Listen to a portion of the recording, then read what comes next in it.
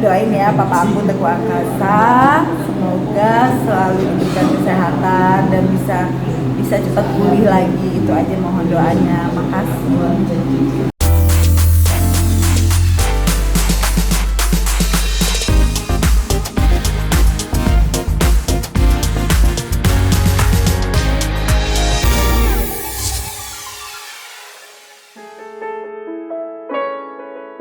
Pasca kepergian sang ibunda menghadap Sang Maha Pencipta pada 11 Oktober 2020 lalu, kini Cut Keke harus kembali dirundung kesedihan lantaran sang ayah dalam kondisi sakit.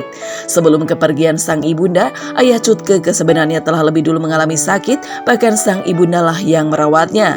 Namun takdir justru berkata lain, sang ibunda lah yang rupanya lebih dulu menghadap Sang Maha Pencipta. Hal tersebut tentu saja semakin membuat kondisi kesehatan sang ayah menurun hingga membuatnya stroke pasca terjatuh di kamar mandi. Dan di usianya yang kini sudah menginjak 78 tahun, ayah Cut Keke pun menderita penyakit Alzheimer atau penyakit otak yang mengakibatkan penurunan daya ingat, kemampuan berpikir, dan membaca serta perubahan perilaku secara bertahap. Udah hampir 3 bulan, tapi 2 bulan di tempat tidur. Tadi udah sempat dirawat di rumah sakit, terus boleh pulang, jadi kita lebih rawat di rumah karena intinya sebenarnya maksudnya papa ada stroke, ada Alzheimer, jadi ingatannya tuh kadang ada, kadang enggak gitu. Tapi untungnya masih mengenal anak-anaknya sih. Cuman kalau orang lain dia nggak tahu gitu. Tapi yang ngomongnya pun juga udah nggak jelas gitu. Sampai dia omongin sama kita ngomong tuh nggak nyambung. Lain-lainnya sih nggak ada ya. Alhamdulillah jantungnya bagus. Terus itu gulanya juga nggak ada. Berarti ke tulang gitu? Iya, jadi udah lebih. Nah sekarang ini jadinya ya karena dia tidur jadi bolong pengobatan itu aja, lebih ke kulit sekarang, karena kan ngobatin luka yang bolong itu supaya kulitnya balik lagi gitu. Itu yang lebih ekstra banget sekarang. Di kamar mandi. Jadi hati-hati kalau orang tua itu jangan ke kamar mandi sendiri. Waktu itu di kamar mandi dia malam-malam dia ke kamar mandi itu jatuh. Sejak jatuh itu akhirnya ya udah dia nggak bangun-bangun drop dan jadi kakinya lama-lama ngecil gitu.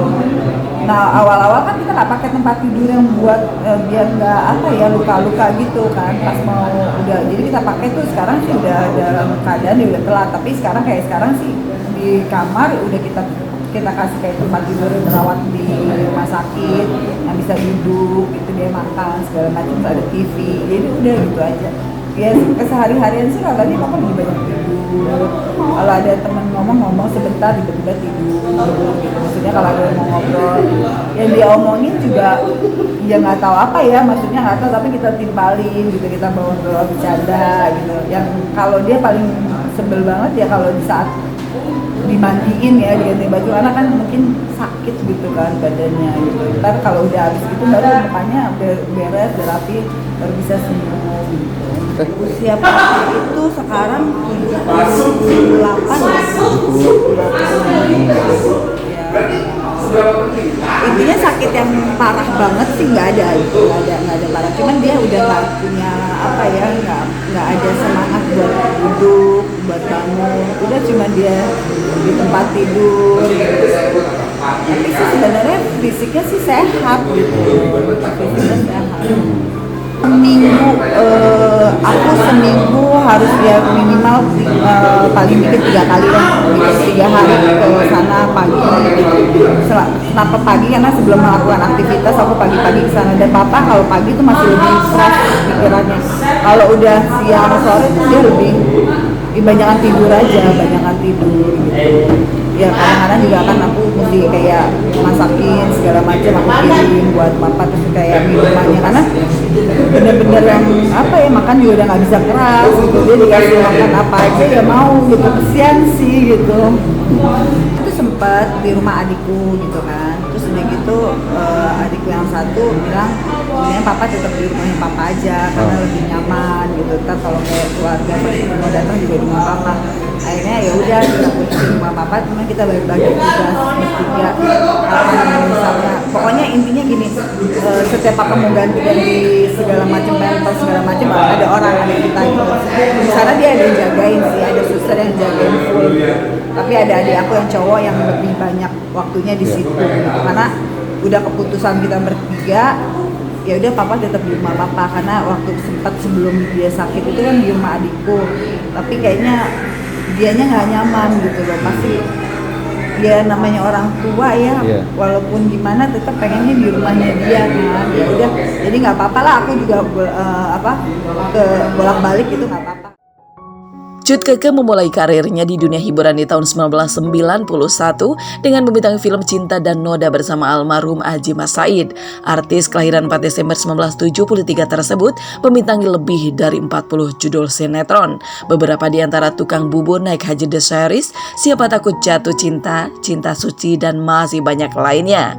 Meski usianya kini sudah tak muda lagi, 47 tahun, dan sederet artis baru pun semakin banyak bermunculan, namun artis bernama asli Cut Chudiake tersebut tetap eksis hingga kini dengan kembali bermain dalam sebuah sinetron yang ia bintangi bersama Aliando dan Sita Marino. Dan di tengah kesibukannya tersebut, Cut Keke pun tetap berusaha menyempatkan waktu menjenguk sang ayah di kediamannya yang justru kembali membuat Cut Keke terkenang akan sosok almarhumah sang ibunda. Cut Keke pun mengungkapkan penyesalannya yang sulit meluangkan waktunya untuk bisa bersama sang ibunda sebelum kepergiannya tiba. Ini makanya kadang-kadang aku berasa banget, ya Allah, maksudnya di saat yang mama nggak ada, ini yang harus kita jaga papa gitu loh. Kemarin waktu masih ada mama, sebenarnya papa mungkin udah mulai sakit gitu ya, papa yang udah sakit, tapi ternyata masya Allah mama tuh kuat banget gitu, cuma tinggal berdua, mama yang ingin papa, tapi begitu mama nggak ada, papa pun langsung yang benar-benar yang udah nggak punya kayak pikiran normal kehidupan sehari-hari, nggak tahu apa-apa gitu. Jadi beda banget gitu ya, beda banget. Aku setiap aku mau ke Meruya gitu ya, ke rumah papa tuh kayak aduh ya Allah, waktu mama masih ada tuh aku tuh kayaknya kenapa gitu, sampai nggak terlalu banyak waktu buat datang ke Meruya gitu kan. Kadang-kadang kalau datang aku suka yang disuruh-suruh baru datang gitu kan. Tapi kayak begitu pas papa sakit, rasanya ya ampun pengen mengulang lagi waktu. Kalau ada kesempatan, ada diberi kesempatan, aku rasanya pengen mengulang yang waktu yang sempet nggak ada terbuang sama mama gitu loh. Itu yang bikin kadang-kadang renyuh gitu ya, apalagi kayak kemarin bulan puasa, lebaran, berasa banget yang namanya kita nggak punya mama gitu ya. Itu sedih banget lah gitu. Tapi ya aku selalu kirim Al-Fatihah setiap aku sembahyang, aku berusaha kirim doa, kirim Al-Fatihah buat mama. Dan sekarang kita cuma punya papa, harus kita jaga banget. Kita ladang pahala kita ya sekarang punya papa. Wah, itu emang kadang-kadang kita di saat kita kehilangan seseorang baru terasa berat banget. Ya rasanya pengen diberikan waktu lagi untuk mengulang gitu loh, untuk mengulang kenangan itu, untuk lebih banyak waktu lagi buat orang tua gitu. Aku selalu berdoa, misalnya kalau datang aku cium keningnya gitu, aku doain. Aku selalu minta ampun sama Allah, ampuni papa, berikan kesehatan, itu selalu aku doain gitu ya, karena kita cuma punya dia, dan sayangnya kan dia dalam keadaan sekarang juga kesian gitu ya, nggak bisa kita bawa kemana-mana, nggak bisa kita bawa kayak lebaran, bisa aku nggak mungkin bawa ke rumah aku karena posisinya kan benar-benar tidur gitu loh. Jadi ya itu kita pengen ya satu-satunya sekarang kita sering-sering merawat dia, jangan sampai kita hilang kesempatan itu lagi. Iya banyak banget itu yang belum aku mungkin ya di saat waktu mama pergi aja, untungnya aku hari-hari terakhir itu aku sama mama gitu. Padahal kadang-kadang kan jarang banget, tapi hari-hari terakhir mama pergi sampai mama nggak ada tuh aku ada di situ, sampai aku bawa mama ke rumah sakit. Nah ini juga aku nggak mau melewatkan kesempatan sampai nggak deket sama papa gitu loh, karena aku udah jadi intinya kita pengen berbuat sesuatu di saat orang tua yang memang mengingat kita gitu, tahu apa yang kita lakukan buat dia tahu gitu loh. Jangan sampai dia nggak tahu dan dia jangan sampai di saat dia membutuhkan kita tuh nggak ada. Jadi aku juga merasa bersyukur walaupun kemarin waktu aku jalan sama mama, tapi di saat terakhir yang saat mama sakit-sakitnya aku yang nganter, aku yang ada di sampingnya segala macem, itu kayaknya yang membuat aku alhamdulillah aku ada waktu di situ buat mama gitu, masih ada di saat-saat terakhir gitu ya. Nah ini kayak gini apa juga aku nggak mau sampai menghilangkan momen, menghilangkan waktu yang saat dia lagi sadar dari apa gitu.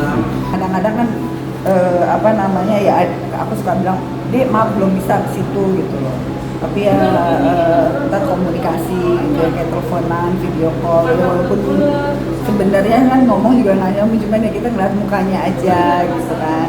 Terus udah gitu setiap kalau misalnya pun aku datang juga buat segala macam yang dia suka, itu dia bisa kayak makan es krim kan dia masih bisa langsung telan kayak gitu, terus senang gitu, aku bawa makanan kan dia pegang tangan aku, dia bisa kayak ngecium gitu, kayak gitu sih gitu rasanya apa ya, seperti kayak anak kecil lagi gitu loh. Tapi aku ngerasain aku nggak mau ya, maksudnya ini momen-momen yang harus aku rasakan banget.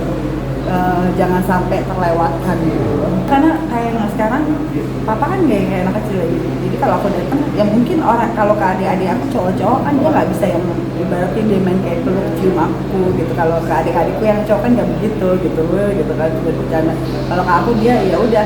Jadi jangan sampai dia kehilangan kasih sayang gitu di saat-saat sekarang.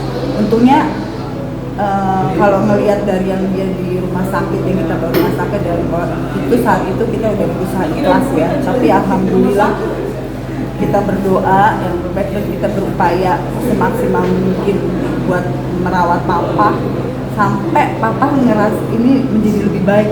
Itu berkat keikhlasan kita semua kakak adik untuk merawat papa tuh benar-benar apa, pokoknya apapun yang kita lakukan gitu. Ada kesempatan jangan sampai kita cepat pasrah. Kemarin kan terlalu cepat kehilangan mama. Ini papa sempat, aduh masa sih secepat ini sih kita harus gitu. Udah sempat yang kayak waktu itu udah yang papa udah matanya kosong udah, tapi alhamdulillah gitu loh bisa seperti sekarang lagi gitu. Udah masya Allah banget, sampai aku bersyukur banget, alhamdulillah ya Allah. Aku udah nyangka tuh sampai dalam keadaan kondisi sekarang COVID gini kan kita bawa orang tua kita ke rumah sakit tuh nggak mudah gitu. Khawatir dan sempat papa dirawat dalam UGD sampai dinyatakan maksudnya aman gitu ya, nggak terkena COVID. Tapi kan dalam keadaan begini kita takut, kalau keadaan COVID kita udah harus ngelepas. Tapi ya itu semuanya Allah lancarkan segala macam, kita berdoa nggak putus-putus. Akhirnya papa bisa dirawat ke ruang biasa dari kamar terus akhirnya kita bilang mau home care aja, sampai home care. Jadi udah melewati masa-masa yang kita yang udah yang ya Allah gitu loh, masa-masa berat. Kalau sekarang kan kita ngerawat orang tua di rumah yang kita jaga, udah kan dia nggak kemana-mana. Ini yang kita sempat di rumah sakit, kita mesti datang ke rumah sakit dalam keadaan rumah sakit yang ya sempat terbatasi gitu loh. Kasihan adik-adik juga mesti nungguin segala macam kan kondisinya, terus dia mesti pulang. Masing-masing kita punya keluarga, aku punya anak, adikku juga punya anak gitu. Itu udah melewati masa itu sampai kita sekarang udah tenang, papa di rumah kita jaga banget.